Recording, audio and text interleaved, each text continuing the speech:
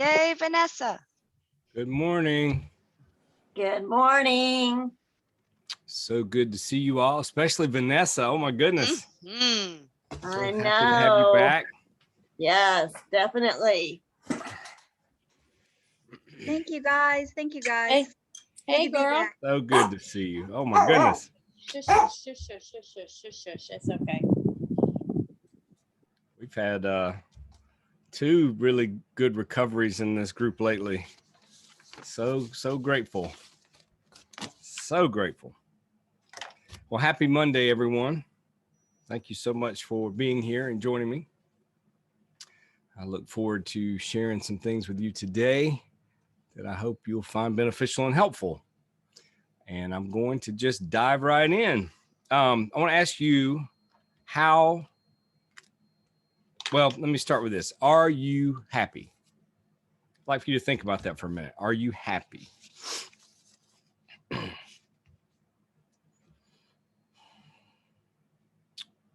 I can't remember which, if it's a book or a movie. I think maybe it's both. I don't know. But one of the characters says, are you happy? And another character says, who can answer that? And the character says back to him, someone who's happy. So if you're happy and you know it, then, not only will your face surely show it, but you'll be able to say, yes, I'm happy.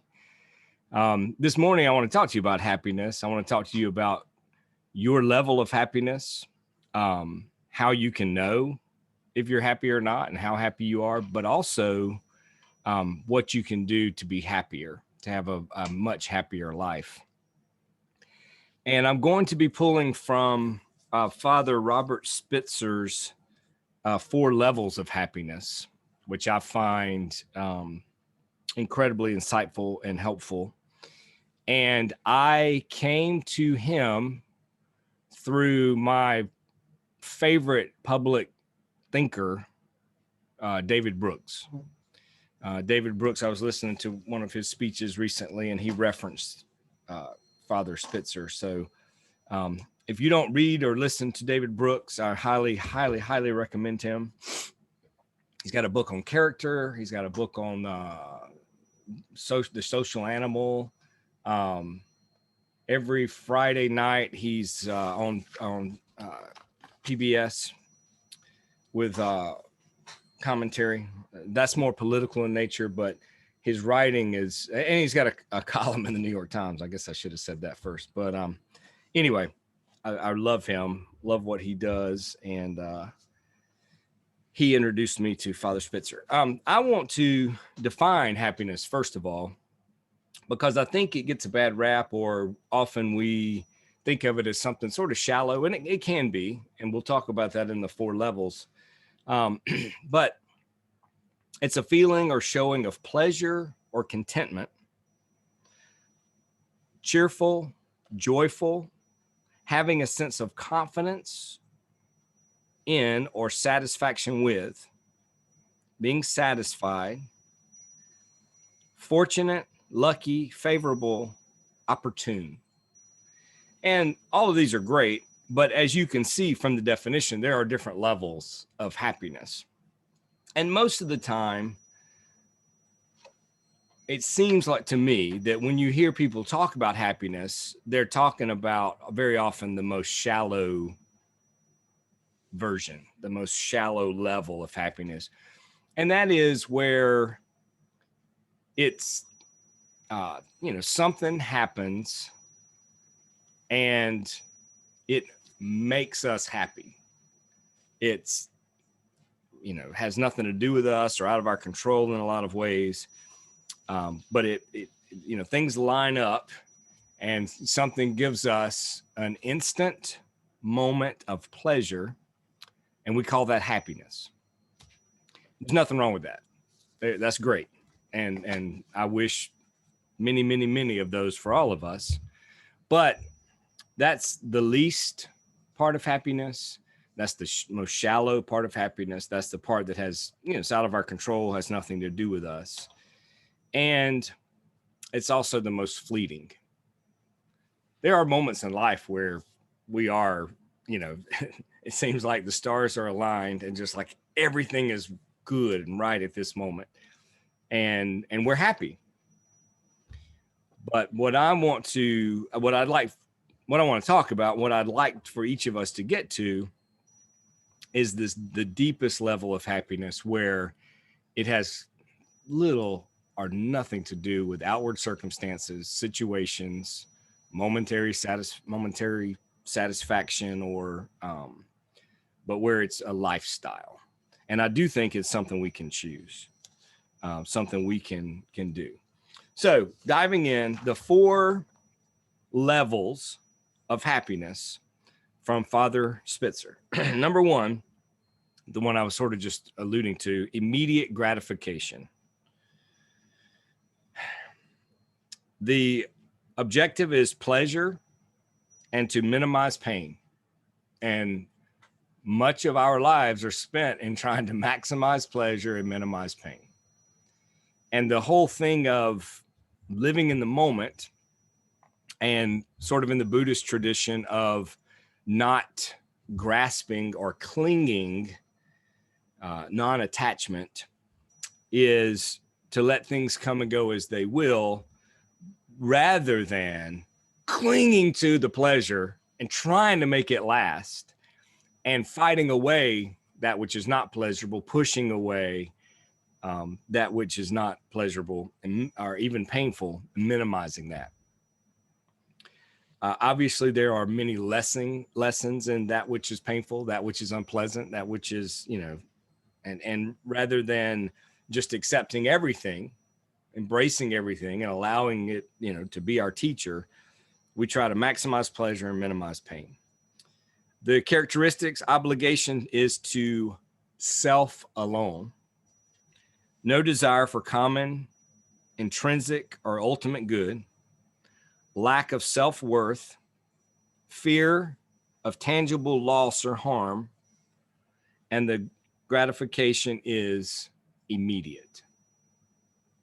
We've all experienced happiness like that, and that is the most shallow one, the immediate gratification. It makes me think of the studies they do with kids and in terms of gratification and instant gratification, and they set them up. They'll put them at a table and put a cookie in front of them, and say, hey, I've got to leave the room. I'll be back in a minute. But if you'll wait and not eat this cookie, then when I come back, you'll get 2. I'll give you a second cookie. And over and over again, the children who can wait for that second cookie can delay gratification, do far better in life. And long-term studies show that with the ability to delay gratification, to wait, to invest, to do the work, they'll do those things if they're early in life, have the ability to wait, to be patient. And I think maybe those are things we can learn. And even as small children, if we would have failed that test, if we'd have eaten the cookie, taken the bird in the hand, it's not to say we can't change and learn to delay gratification as we evolve and grow. The second level of happiness is comparative personal achievement. This is egocentric. It means that I am better than, or I've gained an advantage. Promotion of self is primary. Personal power and control are key. Jealousy, fear of failure, contempt, isolation, loneliness, and cynicism are characteristics of this level of happiness. And the gratification is short term. We all know about ego-based happiness. If I win and you lose, if I do well, I'm happy. If you do well, maybe not so much happiness. I believe that truly, genuinely happy people are happy for others, happy for their success, happy for their attainment. They don't feel a sense of competition. They see that the only competition we have is with ourselves. I want to be a better version of myself, not of you. Today, I want to be a better version of myself. I want to be a better teacher. I want to be a better musician. I want to be a better writer. I want to be a better father. I want to be a better friend. I want to be better, not compared to anyone else, compared to how I was yesterday. The world, the systems of this world, the way the world works, seems to operate largely on level 2. We see this in politics. We see this in business. We see it in religion. We see it in so many ways, in the arts and entertainment. Everything's comparative. Who wore it better? Who does it better? Whose firm made the most money? Whose political party got the most votes, won the most seats, whatever. Comparative personal achievement. Number 3, the third level of happiness, and obviously these are levels and we're going up or we're going deeper, however you want to look at it. But I asked you, do you want to be happier? You can tell that moving from these different levels is how we get happier, how we have genuine joy, fulfillment, contentment, happiness. Number 3 is contributive. Do good beyond the self. Make an optimal, positive difference for others. Extend, Scott Peck used to define love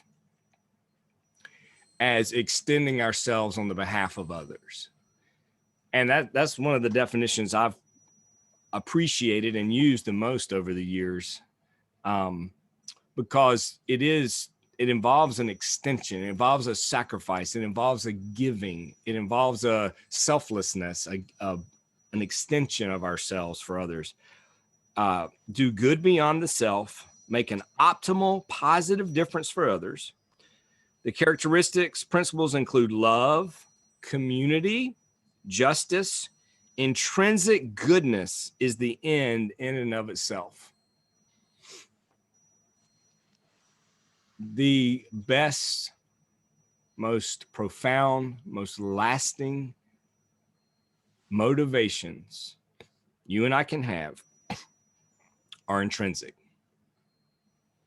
Not when we're motivated outwardly, not when we're motivated because someone is watching or to gain some kind of recognition or applause, or because there's some sort of external reward, but it's because we have an innate goodness, a desire to be good, a desire to do good.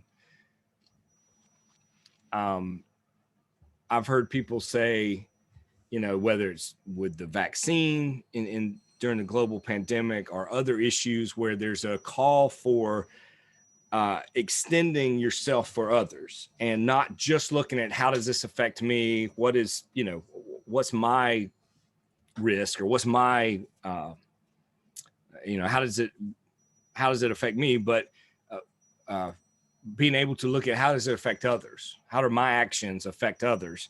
And we've heard people say, I don't know how to tell you or teach you how to care for others, how to do something that's not just for you. And if we haven't learned that as adults, then it creates the kind of world that we live in. The gratification on this one is long-term. I want to just, as sort of an aside, and this sort of relates to David Brooks' speech that I was listening to, on this contributive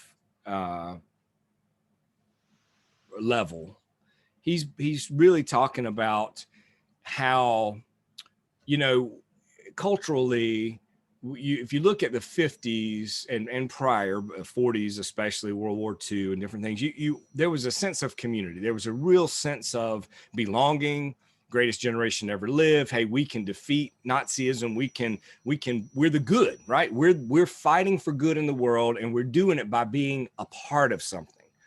Then you had the 60s, and there was a real pendulum swing to the personal, to the, hey, I don't want to be a cog. I don't want to just be one. I'm an individual, right? And I can have individual pursuits, and I can do things that are, for my individual purpose, desire, achievement, whatever. And he's saying how what we see now is what's come out of this individualism is great loneliness. If you look at all the polls, people are far more lonely now than ever before. There's a lack of community. There's a lack of cohesiveness. Some people experience it in their neighborhood. Some people experience it with their families. Some people have a really good friend group. Some people find it in social organizations, religious organizations, but that's that sense of connection. But for many, it's missing. More people live alone than ever before. And what he's saying the studies show, and what he's observing, is that this has led to tribalism. That on the other side of individualism, you get tribalism. And we see this. You see how people are, religiously, politically, culturally, racially embracing tribalism. And that is only defined as an us and a them. You can't have an us if you don't have a them. You can't be a part of a tribe unless that tribe is being defined against other tribes. And that's not true community. That's very dangerous. We see very often the violent results of that. We see the hatred, the distrust. That's a result of this movement. And the way out of that, obviously, is to build true community, not tribalism, but genuine love and appreciation for everyone, including the other, those who are other than us. The fourth level of happiness is ultimate good. He says the objective is participate in giving and receiving ultimate meaning. That's why we gather here on Mondays, isn't it? Searching for meaning. Goodness, ideals, and love. Characteristics: good is ultimatized. Principles include ultimate truth, love, justice, and beauty. Gratification is enduring and eternal. Like with most things we'll encounter in this life, there are levels. And there's a very shallow level. There's the immediate gratification. There's the surface. Autumn and I have been talking about, I think many of you know, I have a little buddy named Autumn. She's 4 now, and she's starting big school this year. And we've been this summer, we've really been working on letters and learning, opposites and different things. And she and I lately have been talking about the surface of things, because we've spent a lot of time in the swimming pool this year. And I mentioned the surface of the water. And so she keeps asking, is this the surface? And she'll touch, she'll go further down, she'll ask over and over again what the surface is. And there's a surface shallow level of almost anything, and we can stay there. We can remain there. And many of us do. But think of the depths that we're missing out on. Nothing wrong with the surface unless that's where we stay. I want to plumb the depths of these levels of happiness and reach this level of ultimate good. Participate in giving and receiving ultimate meaning, goodness, ideals, and love. Meaning comes from not just knowing what we're about, our purpose, our identity, our mission, not just developing that and becoming better versions of ourselves. All this is so important. And I know you all do that. That's why you're here. You're trying to be a better person. You're trying to learn and grow and evolve. We're all doing that. But if it stops there, it's still incomplete. It still falls short. We then have to share that with others, give. We grow and evolve and become so that we can give, so that we can share, so that we can extend ourselves on the behalf of others to make their suffering less, to make their lives better and happier. I wish for you happiness in the deepest sense of that word, truly content, truly at peace, that abiding, profound, deep joy that is always accompanied by gratitude. If I am so grateful just to be here, to be alive, human being on the earth at this time, with all the opportunities, with all the blessings, with all that we have at our very fingertips, how could I be comparing with others? How could I be not happy for good things that happen to them, good things in their lives? And so I would say to you today, one of the ways you can know if you're happy is if you are happy for others. If you find yourself with a twinge, or maybe more than a twinge, of jealousy, of, comparisonitis, of not being truly happy for others, then I would say it's worth exploring how happy you really are. And I think this is one of the great ways we can know what our level of happiness is. There's the level of immediate gratification, number one. There's number two, the comparative or personal achievement one. I feel like these first two are where I think it seems like much of us are. Then there's the contributive, giving back, doing something. And that's great. That's one of those like paying it forward kind of thing. So many good things have happened to me, so I'm going to give a little back. That's great. But the ultimate good is a continuous giving and receiving of ultimate meaning, purpose, goodness, ideals, love, ultimate truth, love, justice, and beauty. Those things are eternal. There's many, many, many things in the level of immediate gratification that are so temporary.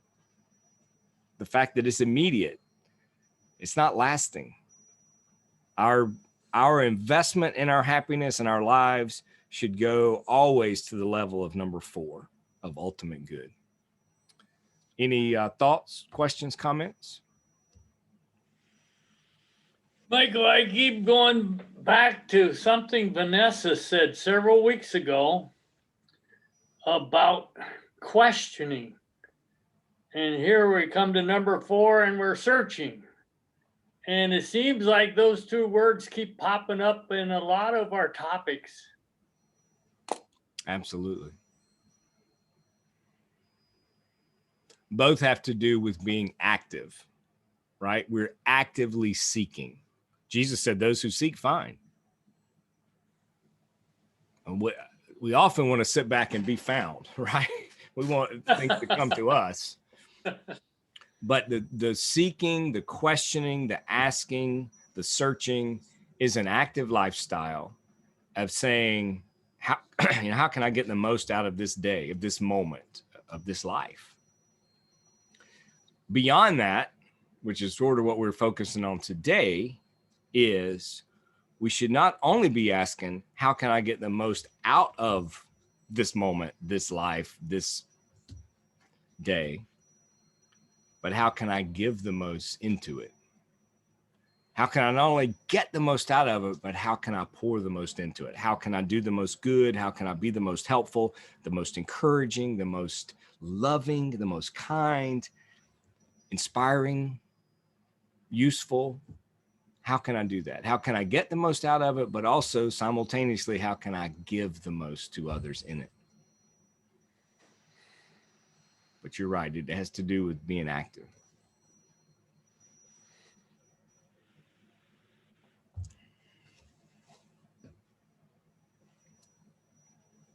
Anyone else?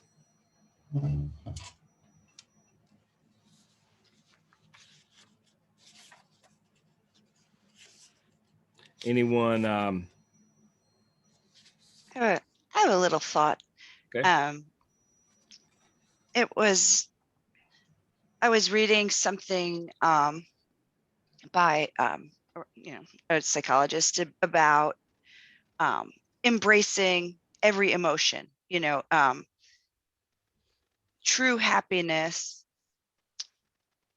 is, I mean, you can't perpetually sustain those glee, joy emotions all the time, those chemicals. You'd have a serotonin explosion, right? So finding a way to, I feel like I'm sort of a wired to be happy kind of gal genetically, and I do struggle when I don't feel happy, if that makes sense. And Mhm. I need to learn how to better embrace those bluer times, because I always think, well, what's wrong with me? Why am I feeling this way? And it's just, you don't know what happiness is until you don't have it, I guess, too. But I just feel like I don't know how to work that into my life without saying like, well, this thing is making me pissed off today. I mean, I think sometimes you just have to allow yourself the grace to just like feel shitty, but not take it out on other people, I guess, is the key. That I find that difficult. I don't know if anybody else does. That's great. Thank you for sharing that. And I would say that what you're describing, if we're functioning, living, abiding in level 4, the ultimate good, that we're about truth and love and justice and beauty, we'll actually embrace the beauty of the more saturnine, bluer, as you said, aspects of our experiences of feeling. We're not always going to feel happy in the number one level sense. But if we have the abiding joy of level 4, and we are then embracing every experience and seeing the beauty in them and looking for how it deepens us. Think about how little depth and resonance we would have as human beings without the shadow side of the very things we're talking about, without sadness, without brokenheartedness, without blueness, as you mentioned, without being able to experience pain. And the extension of that is being able to experience the pain of others. And to me, that's not in conflict with being happy at level 4. It's part of it.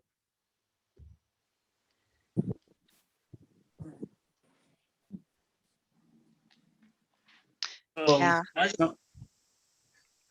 Something Denise said reminded me that it looks like on these 4 levels, you also have an increasing investment. In other words, you're going to come about level 1 pretty easily. Yeah. It takes a little bit longer to get to level 2. Level 3 is a little bit of work, and level 4 probably might be a lifetime of work. Right. And so if you are in a place where you need a quick fix of happiness, let's say you're depressed or you've had a prolonged period of pain, it may be that you grasp for level 1 more readily than level 2. And so it may be important for us to remember that when we see our fellow human beings maybe not going for level 4, it's because they have an obstacle of some sort.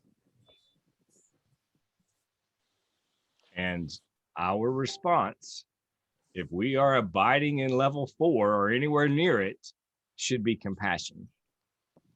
I've been where you are, right? That's what we can say. No matter, I don't care where anybody is. We have enough of a human experience that we can say, yeah, maybe I didn't injure someone, hurt someone, kill someone like you did, but I have felt anger to the extent that I understand why you did what you did or how you could have possibly gotten there.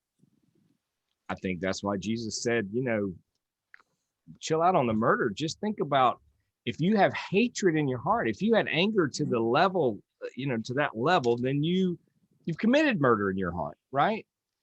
So anyway, I think it does call for compassion. And looking at it, what you just did, John, is that is the act of compassion, of saying, Mm-hmm. rather than judging someone for grasping immediate gratification, let me remember when I was doing that. And maybe it was this morning, maybe it was yesterday, maybe it was a lot more recent than I care to admit. But I think, I always come back to this, and sometimes I'm convinced this is true, and other times I'm not. But I think it's worth saying. I don't know, I forget who said it, but what if every person on this planet is doing the best they can? What if we all are, then what else can we be doing but the best we can be doing right now? And that helps lead to compassion. And I hope all of us, each of us, 7.5 billion of us, I hope we'll do better tomorrow. I hope we'll be better, continuously getting better. But I think it's worth considering that maybe everyone is doing the best they can, and to give compassion and to put ourselves in that same place, because you know what? I like instant gratification. I love it. I'm not going to refuse any of it. Bring it on. And this comparative, I've never really been a big competitive person, and I don't relate to that one as well, but I do know one of the few competitive kind of things I do is play basketball. And I often feel like, one of the least competitive people. I'm often clapping and bragging for the other team as well. But I know how good it feels to do well, to make a shot, to make a great play, to win. There's nothing wrong with any of these levels. We just don't want to get stuck or just be experiencing just one of them, especially these early lesser ones. On the third one, in the United States, we are one of the most giving, if not the top giving countries in the world. And every holiday season that rolls around, people get even more generous. We're continually giving to charities. The bell ringers outside the stores, we drop money into their kettle. The St. Jude's, takes that monthly deduction right out of the account. All you do is set it up one time, and then they every month they just keep taking it out. And when you do that, there's gratification in that. There's gratification in giving, and those of us who give are also receiving. And we often, our ego wants to deny that, wants to say, oh, we're just sacrificing, we're just doing this ultimate good because we're just so good, and we're not gaining anything from it. And that's not true. Even the most altruistic acts we do feel amazing and make me feel like such a good person. That's selfishness. That's a level of selfishness that's built in to every one of these levels. Anyone else before we have just a couple minutes? Yes. You got to work in thankfulness, appreciation, stop to smell the roses, enjoy the simple pleasures. Right. That's a big part of happiness. I mean, Absolutely. we've all got so much to be happy about. Yes, we do. Practice, practice, practice. That's right. You get good at Michael. what you practice. Yes. I went to a funeral of a former colleague of mine on Saturday. And as you were talking about the contributive aspect of happiness, doing good beyond self, making an optimal difference among others. And I recall the eulogy that the minister gave for this person. And she said that this nurse, master's prepared nurse, brilliant nurse, in every aspect of her life, whoever she met, she stepped out to try and make a difference in their life, whether it was to give an answer to a question or just to help in any way for a family member, to pray, to give nursing help, whatever it was that was required. She stepped up. And I remember sitting there and thinking, boy, I hope at my eulogy, somebody says something really nice like that about me. Right. Because we all aspire to be the best person that we can be. And, but we deal with other people. So sometimes it's just so hard. I tell my husband all the time, it's easier to live with a dog than it is to live with another human. It's just so hard to deal with other people, even though we want to be the best version of ourselves. But this, when you verbalize it, it sticks in your head and it's like, okay, don't think that about somebody else. Just get a hold of yourself and say something nice. My mother always said, if you can't say anything nice about somebody, don't say anything at all. And we need to practice that a lot more, to really consider the other person much more than we ourselves are. And that's in the Bible too. But we really need to be a lot more considerate of others than we are. Yes. So I really appreciate this topic today. And it just brought home what was said at that eulogy for a very dear friend. And I hope that someone can say something equally nice at mine. Absolutely. Hey, we're out of time. It's going to stop at any moment. But thank you all for sharing. Thanks for being a part of this. And I hope for you happiness beyond all the way to level 4, all these levels. Have a great week. And I hope to see you next week. Thanks, Mike. Guys. Bye-bye, everybody. Bye.